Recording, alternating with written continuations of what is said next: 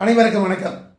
தமிழக காவல்துறை அதை தன் கட்டுப்பாட்டில் வைத்திருக்கக்கூடிய தமிழக அரசு, அதன் முதல்வர் திரு ஜோசப் விஜய், இவருக்கு ஒரு சின்ன ஆலோசனை சொல்கிறதா தான் இந்த வீடியோ பதிவு. பொதுமக்கள் எல்லாருமே இது குறித்த விழிப்புணர்வு கண்டிப்பாக அவங்களுக்கு வேணும். அப்போ தான் நான் சொல்கிற கருத்தோட உண்மைத்தன்மை உங்களுக்கு புரியும். அதற்காக தான் இந்த பதிவு. தமிழ்நாடு காவல்துறை அப்படிங்கிறது பிரிட்டிஷ் காலத்திலேருந்தே இருக்குது. இந்திய சுதந்திரம் அடைகிறதுக்கு முன்னாலேயே ஆங்கிலேய பிரதிநிதிகளால் நீதி கட்சிங்கிறது தமிழ்நாட்டில் ஆட்சியில் இருந்தது. அவங்க காலகட்டத்தில் தமிழக காவல்துறை எப்படி இருந்திருக்குன்னா, மற்ற எல்லா துறையும் அங்கங்கே நிர்வாகம் பண்ணியிருக்காங்க. ஆனால் காவல்துறை மட்டும் ஆங்கிலேய அரசின் கைப்பிடியில் தான் இருந்துச்சு. அதுக்கு காரணம், தங்களுக்கு எதிராக சட்டம் எதுவும் பாய்ந்து விடக்கூடாது, மக்கள் புரட்சி வெடித்து விடக்கூடாது, உள்நாட்டு போர் வந்துச்சுன்னாக்கா நம்ம ஆட்சிக்கு ஆபத்து அப்படிங்கிற காரணமாக இருந்திருக்கலாம். அதுக்கப்புறம் இந்தியா சுதந்திரம் அடையுது. இந்தியா சுதந்திரம் அடைஞ்ச காலத்திலேருந்து வந்த அத்தனை அந்த காங்கிரஸ் எம்எல்ஏ, காங்கிரஸ் அமைச்சரவைகள் எல்லாமே காவல்துறையை தனியாக ஒரு அமைச்சரை போட்டு நிர்வாகம் பண்ணியிருக்காங்க. அப்படியே ஒரு முதல்வர் கையில் இருந்தாலும் அவர்கள் அதற்கான ஒரு பிரத்யேகமான தன்னுடைய அமைச்சரவை பிரதிநிதியை வச்சு அவங்க கையாண்டிருக்காங்க. இதுக்கு அடுத்தது 1967 அறிஞர் அண்ணா துறை திமுக கட்சி தலைவராக இருக்கிறப்போ திமுக ஆட்சியை பிடிக்குது.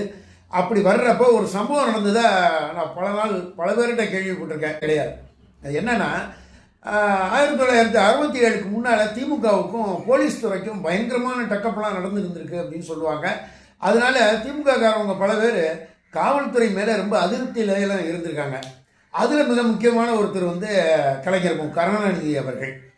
அவர் தமிழக அமைச்சரவை 1967 தமிழக அமைச்சரவை முடிவு பண்ணுறப்ப அவருக்கு அடுத்த அண்ணாதுறைக்கு அடுத்த நிலையில் நெடுஞ்செழியன் வர்றாரு. அப்புறம் உணவுத்துறை இதில் மதியழகன் இது மாதிரி ஆட்கள் வர்றப்ப கலைஞர் அவர் ஒரு மனசு பிரியம் இல்லாமல் இருந்திருக்காரு. அவர் அண்ணாதுறைகிட்ட வச்ச முக்கிய கோரிக்கை என்னென்னா, போலீஸ் துறையை என்கிட்ட கொடுங்க அப்படின்னு கேட்டதாகவும், அதற்கு அண்ணாதுறை கடந்த கால சம்பவங்களை நினச்சியும் கலைஞர் கருணாநிதி அவர்களோட ஆக்ரோஷமான அணுகுமுறையை குறித்தும் அவருக்கு ஒரு சின்ன கிளேசம் வந்துருது.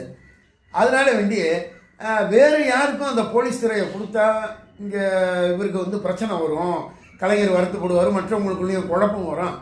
அதே நேரத்தில் அமைச்சரவையில் கருணாநிதி இருக்கட்டும் அப்படின்னு அவர் என்ன பண்ணியிருக்காரு, அன்னைக்கு தான் காவல்துறையை முதலமைச்சரே கையில் வச்சுக்கிறாரு. அப்படி வச்சுக்கிட்டு கலைஞர் கருணாநிதி அவர்களுக்கு பொதுப்பணித்துறையை ஒதுக்கியிருக்கார். அந்த பிரிட்டிஷ் காலத்திலிருந்து ஒரு 1967, 70 இது வரைக்கும்லாம் குற்றங்கள் சமூகத்தில் ரொம்ப அரிதாக அங்கே ஒன்று இங்கே ஒன்றுமா நடக்கும். ஒரு கொலை நடந்துச்சுன்னா அது ஒரு பெரிய விஷயமா பரபரப்பாக 10 நாள் பேசிட்டு இருப்பாங்க. இன்றைக்கி 10 மணி நேரம் பேசுறது கூட பெருசாக இருக்குது. ஏன்னா அதுக்கு அடுத்தது 10 கொலை அங்கங்கங்கும் விழுந்துருது. அதுதான் பரப்பற்ற ட்ரெண்டிங்கே வைரல் நியூஸ் அப்படிங்கிறதுல பிரபலமாக போய்கிட்டு இருக்கு. அது போக அன்றைக்கி ஒரு கொலை, அப்புறம் வாய்க்கா வரப்பு தகராறு, சொத்து மோசடி, இந்த மாதிரி இந்த விஷயங்கள். அதுக்கு அடுத்தது எங்காவது அங்கே ஒன்று இங்கே ஒன்றுமா போக்குவரத்து விதிமீறல், போக்குவரத்து சார்ந்த குற்றங்கள், இவ்வளவுதான் இருந்துச்சு. ஆனால் இன்னைக்கு காலம் அப்படி இல்லை. மக்கள் தொகை போலவே குற்றங்கள் பெருகிவிட்டன. அதற்கு அடுத்த கட்டமாக குற்றங்கள் செய்வதற்கான நுட்பங்களும் பெருகிவிட்டன. அதையும் தாண்டிய தனித்துவமான திறன், விஞ்ஞான நூதன கருவிகளோட போலீஸ் துறை மூளையை கசக்கி அவங்க நேரத்தை செலவு பண்ணி அவங்க குற்றத்தை உறுதி செய்ய வேண்டியிருக்கு, அந்த குற்றவாளியை அரெஸ்ட் பண்ண வேண்டியிருக்கு. இது மிகப்பெரிய சவால். ஆக எதுக்கு சொல்ல வரேன்னா, ஒரு காலத்தில் crime, law and order, traffic இப்படி மட்டும் இருந்த இந்த காவல்துறைக்கான பொறுப்பு இப்போ டிராஃபிக்னா அதில் பல்வேறு பிரிவுகள் போகுது, கிரைம்னா அதில் பல நூதனங்கள் போகுது, லா அண்ட் ஆர்டர்னா யாருமே மதிக்கிறது இல்லை. அதாவது காவல்துறை மேலே சின்ன பசங்களுக்கும் கொஞ்சம் மரியாதை இருந்துச்சுன்னா அது வளர்கிற காலத்தில் ஒரு மரியாதையோடு பார்க்கணும். இன்றைக்கி சின்ன பிள்ளைகளுக்கே இல்லாத அளவுக்கு நிறைய பஞ்சு டயலாக் பேசி போலீஸுக்கு சவால் விடுற மாதிரி இருக்குது. புள்ளிங்கோக்கள் அதிகமாகிட்டாங்க. இது போக குற்ற வழக்குகளில் சம்பந்தப்பட்டு ஒரு வழக்கு தானா பேப்பரில் வர்றப்ப பிரபலமான ரவுடி, அவர் மீது ஏற்கனவே 32 கேஸ் இருக்குது, அவர் இப்போ ஜாமீனில் சுற்றிட்டு இருக்கார், 7 வழக்கில் ஜாமீனில் இருக்கார், மற்ற எதாவது தேடப்பட குற்றவாளி, அவர் இந்த மாதிரி ஒரு விஷயத்தை பண்ணியிருக்காரு அப்படின்னு பேர்றாங்க. அது என்ன 32 குற்றம் பண்ணா பிரபலம்? அது அது யார் பார்க்கணும்? காவல்துறை முறையான நேரத்தில் குற்றப்பத்திரிகையை தாக்கல் பண்ணி கோர்ட்டை வந்து வழிக்கு கொண்டாடணும். கோர்ட்டை உடனடியாக அந்த தண்டனை கொடுத்துட்டாக்கா அவங்களுக்கு வந்து என்ன வகையான தண்டனை அப்படிங்கிறத உறுதி பண்ணி உடனடியாக செஞ்சுட்டாக்கா 32 வழக்கு வரைக்கும் ஒருத்தன் வெளியில் சுற்றிக்கிட்டு இருப்பானா? அப்போ யோகி சிகாமணியாக இருந்து பொண்டாட்டி பிள்ளையை பார்த்துட்டு அம்மா அப்பாவுக்கு சோறு வர்றவங்களாம் என்ன மரியாதை இருக்கும்? எப்படி மரியாதை இருக்கும்?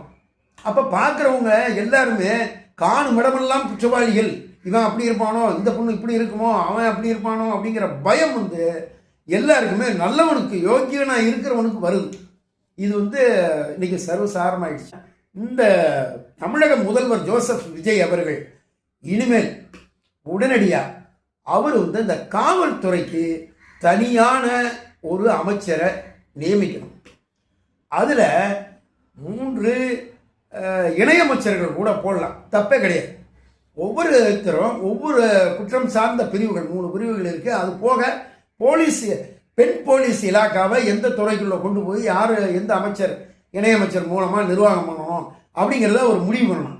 அப்படி பண்ணும் பட்சத்தில் என்ன ஆகும்னா அவர்கள் தன்னுடைய துறை லா அண்ட் ஆர்டரா அதில் மட்டும் அந்த அமைச்சர் இணையமைச்சர் கவனம் செலுத்தி அமைச்சர்கிட்ட பேசுவார், அமைச்சர் முதலமைச்சர்கிட்ட சொல்லுவார், உடனடியாக அதற்கான தீர்வு கிடைக்கும். அப்போ வழக்குகளை வந்து தேக்க விடாமல் வேகப்படுத்துறதுக்கு நல்லா இருக்கும். காவல்துறையில் புதிய பணியாளர்கள் எடுக்கிறதுக்கும் வாய்ப்பு இருக்கும். அதுக்கு அடுத்தது ஒவ்வொரு துறைக்கும் அப்படி தான். இதில் பெண்கள் சிங்கப்பெண் படை அப்படின்னு மக்களை பாதுகாக்கிறதுக்காக ஒரு துறை இன்னைக்கு உருவாக்கப்பட்டிருந்தாலும் அந்த சிங்க பெண்களை பாதுகாக்க காவல்துறை கடுமையாக போராட வேண்டியிருக்கு. அந்த அளவுக்கு குற்றங்கள் மலிஞ்சிருச்சு. அதனால் ஒரே ஆள் பல துறையை வச்சுருக்காங்க. அந்த பல துறையிலையும் ஒவ்வொரு துறையும் பெரிய விஷயமா பறந்துபட்ட விஷயமா இருக்குது. ஆக உம்மிடிப்பூண்டிலேருந்து அங்கே கன்னியாகுமரி வரைக்குமே ஒரே ஒரு சிஎம்ஐ, அந்த சிஎம்ஏ 10 துறையை வச்சுருப்பாரு. அந்த 10 துறையில் ஒன்று காவல்துறை. அந்த காவல்துறையில் நடக்கிறதுக்கு உடனடியாக கமாண்ட் கொடுக்கறதுக்கு, அதாவது நடவடிக்கை எடுக்கிறதுக்கு, அதை போலீஸ் வந்து வேகமாக செயல்படுறதுக்கு, அதுக்கப்புறம் நீதிமன்றத்துக்கு அந்த வழக்கை கொண்டு போகிறதுக்கு, இது எல்லாமே பழம்பஞ்சாங்க அடிப்படையில் தான் இது நடந்துக்கிட்டு இருக்கு. அதனால் உடனடியாக குற்றங்கள் பெருகிறத தடுக்கணும் அப்படின்னா போலீஸ் துறைக்கு தனியாக ஒரு மந்திரி, அதாவது காங்கிரஸ் பீரியடில் கக்கன் அவர்கள் அது மாதிரி இருந்திருக்காரு. அதான் 67க்கு முன்னாலே கூடுமானவர் அப்படி தான் இருந்திருக்காங்க. அப்படிங்கிறப்ப என்னன்னா மக்கள்கிட்ட ஒரு பயம் இருந்துச்சு. குற்றங்கள் அதை வேகமாக செயல்படுத்தினாங்க. இது போக இன்னொன்று இருக்குது, இந்த சிலக்கடத்தல் வழக்கெல்லாம் இருக்குது. இந்த மாதிரி பிரச்சனை வேறு இருக்குது. எல்லாத்தையும் சிஎம்மாக இருக்கிற அவர் சும்மாவே சட்டசபையில் உட்காந்து பேச மாட்டேங்கிறார். ஐயோ இப்படி கொண்டாந்து உட்கார வச்சுட்டாங்களேங்கிற மாதிரி ஒரு எக்ஸ்பிரஷனில் இருக்கார். அது எதுக்கு இருக்கார், என்னத்து இருக்காருன்னு அவராக மனசு திறந்து சொன்னால் தான் தெரியும். அவர் ரொம்ப சாதுரியமாக இருக்கிறதா நினைக்கிறாரு. அவருடைய வேலை சுமையும் இப்போ நான் சொல்கிற ரூட்டில் குறையும். ஒரு தலைமை அமைச்சர் போலீஸுக்கு 3 இணையமைச்சர்கள் போடலாம். அப்போ சம்பளம் யாரா கொடுக்கறது? மக்கள் வரிப்பணம் தானே. ஏன்னா ஆமாம், மக்கள் வரிப்பணம் தான். ஏற்கனவே 13 லட்சம் கோடி இருக்குன்னு வெள்ளை அறிக்கை கொடுத்த பிறகு இன்னொரு புது செலவா அப்படின்னா கண்டிப்பாக ஒரு மாநிலத்தோட கௌரவம் முக்கியமா, மக்களுடைய பண்பாடு கலாச்சாரம் நாகரிகம் குற்றப்பின்னணி இல்லாத வாழ்க்கை முக்கியமா, உங்களுக்கு செலவு முக்கியமா அப்படின்னு பார்த்தா செலவு பெருசாக கிடையவே கிடையாது. அதை பண்ண முடியும். அப்படிங்கிறப்ப தனித்துவமான ஒரு செயல்பாடு அந்த அமைச்சகத்துக்கு இருக்கும்.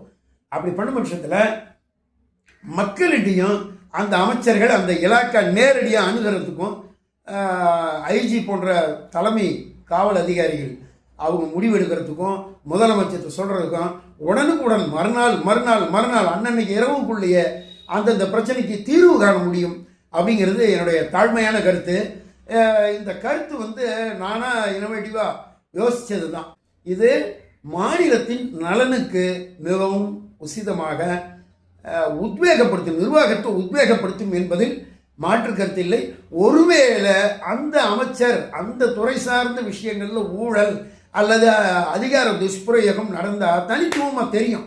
உடனடியாக அந்த அமைச்சரை நீக்கிட்டு அடுத்த ஆளை போடலாம். அதுக்கு வந்து ஒரு வழிவகை செய்யப்படும். இது என்னன்னா, காவல்துறையை ஒரு முதல்வரே வச்சுக்கிட்டு இன்னைக்கு இவ்வளவு பெரிய குற்ற நடவடிக்கைகள் நடக்கிறப்ப ஒருத்தரே உட்கார்ந்துக்கிட்டு செய்யவே முடியாது, நிச்சயமாக.